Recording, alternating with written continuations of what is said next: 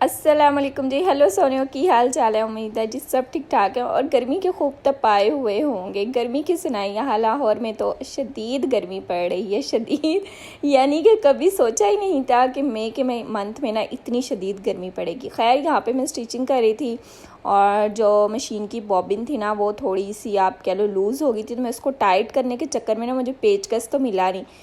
मैंने नाइफ़ की मदद से की और नाइफ़ ठुक गई सीधा मुझे, और मुझे इतनी हंसी भी आई। मैंने कहा हर पुट्ठा काम मेरा ही क्यों होता है। खैर उसके बाद मैं साथ उस्मान काजी देख रही थी और साथ ही ना मैंने लस्सी बना ली थी सबके लिए। कच्ची लस्सी गर्मियों में यार खाने के साथ मिल जाए ना तो बल्ले बल्ले हो जाती है।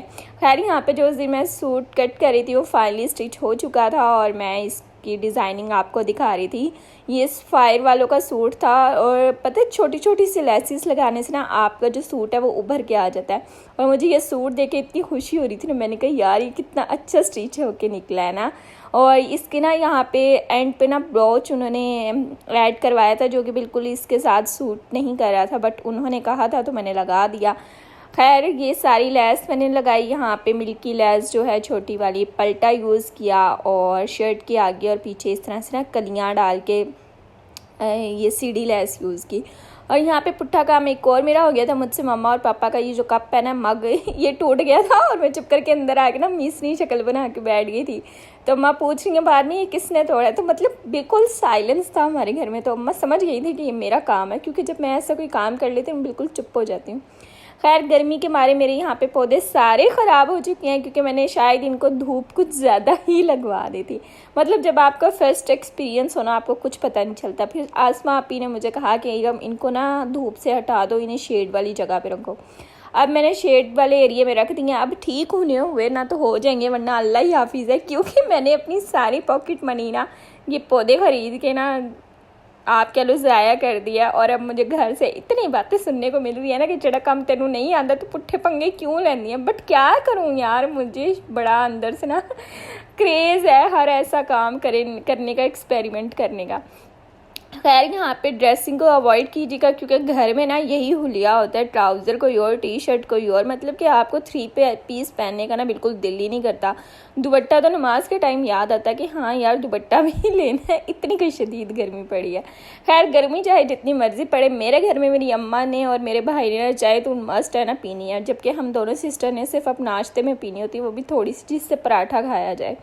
और यहाँ पे फिर बारी आ गई थी भिंडियाँ कट करने की और आज मैंने बनानी थी भिंडियाँ। और मैंने इतनी लेट कर दी थी ना कि जब मामा की कॉल आई कि मैं रास्ते में हूँ, मैंने कहा चल भाई धुड़की लगाओ और भिंडी बनाओ, क्योंकि मामा ने ना घर आके ही खाना खाना होता है। बाहर मामा बाज़ार वगैरह में ना कुछ भी लेके नहीं खाती।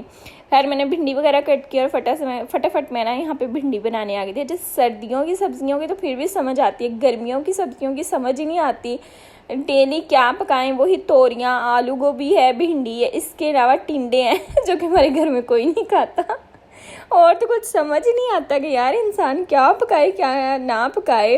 खैर आप लोग बताओ, आप लोगों ने आज क्या पकाया। चिकन रह जाता है, चिकन बना लो, कीमा बना लो, जबकि हमारे घर में कोई मटन और बीफ का ना हम लोग इतने शौकीन ही नहीं हैं। बड़े भाई और पापा ही हैं और मम्मा, बस, बाकी हम बहन भाई नहीं हैं। खैर यहाँ पे एसी की बारी आ चुकी थी। एसी की ना सर्विस होने वाली थी, तो भाई ने पहले सारा क्लीन किया, फिर सर्विस वालों को बुलाया और फिर उन्होंने की हमारे ऊपर वाले पोर्शन के एसी की सर्विस और नीचे वाले की एसी की सर्विस। यानी कि आप एसी लगवा लो ना तो उसके बाद ना आपको इनकी सर्विस पे भी काफ़ी ध्यान देना पड़ता है। तो अम्मा जी बल्कि कह रही थी कि रहने दो, एयर कूलर लगा लेते हैं। तो पापा ने कहा नहीं, जहाँ पे अब 8-9 हज़ार का टीका लग रहा है ना, अगले साल वही इससे ना डबल हो जाना है। तो खैर यहाँ पे बस रूम की कुछ ऐसे आसार थे। बेड है ना हमारा सारा बिखरा हुआ होता है क्योंकि सिस्टर के एग्ज़ाम्स होने वाले हैं, तो वो आजकल ना नीचे ही शिफ्ट हुई है। और फिर यहाँ पे पकाने की अगले दिन कुछ समझ ही नहीं आ रही थी, तो मम्मा ने शाम में बना लिए थे चिकन वाले चावल। और यहाँ पे मैं बोटी ऐसे एंगल से तोड़ी थी ना, क्योंकि मैंने साथ ही वो ड्रामा लगाया हुआ था, साथ में वीडियो शूट कर रही थी।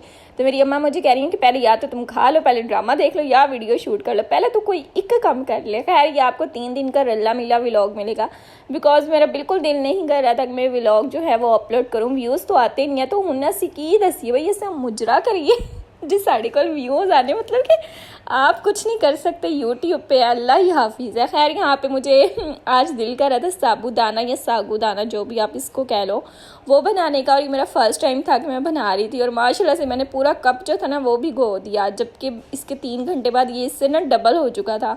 और यहाँ पे मैं देख रही थी कि वैक्स होने वाली है, और मेरे हाथों पे बाल आ चुके हैं एक्चुअली बाजू पे ना। तो मैंने कहा अब तो ईद पे ही करवाएंगे, क्योंकि उससे पहले करवा लें तो फिर कोई फ़ायदा नहीं है। खैर यहाँ पे मैं आज करी थी अपना ट्राउज़र स्टिच, उसकी मैंने तरपाई वगैरह कर ली थी। अगेन यहाँ पे भी मैंने मिल्की लेस अटैच की। अच्छा, अपने सूट की जब बारी आती है ना, मुझे कोई ऐसी कुताहट होती है, मैं तो कहती हूँ मगरूल है वे।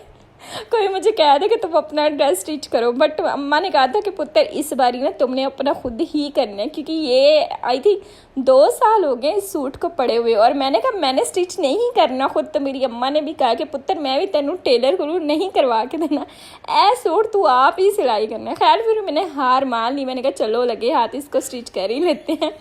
और फिर यहाँ पे 1 दिन लगा के मैंने अपना ट्राउज़र स्टिच किया। मतलब कि जब अपने कपड़ों की बारी आती है ना, इतनी कोई लेज़ी हो जाती हूँ, मतलब कि मैं आधा घंटा मशीन पे बैठती हूँ और फिर 3 घंटे में तो नाम ही नहीं लेती ना कि मैंने कुछ स्टिच भी करना है।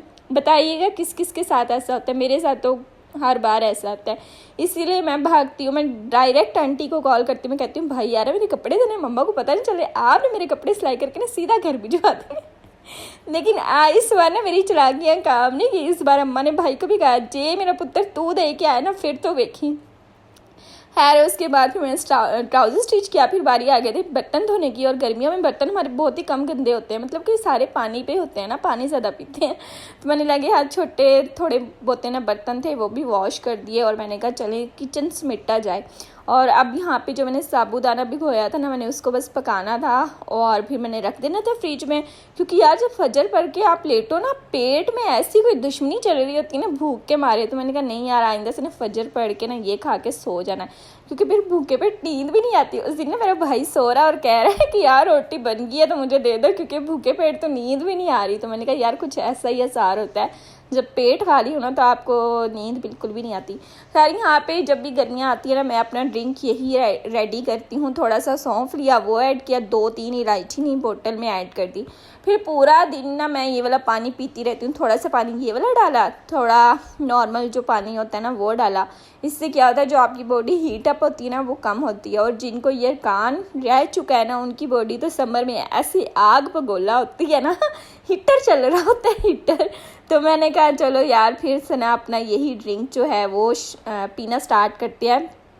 अगर आपके पास इमली आलू बुखारे का शरबत घर में बना हुआ है ना तो वो सबसे मुफीद है, लेकिन इस बार मेरे पास नहीं था तो मैंने कहा इसी से काम चलाते हैं, फिर वो बनाएंगे।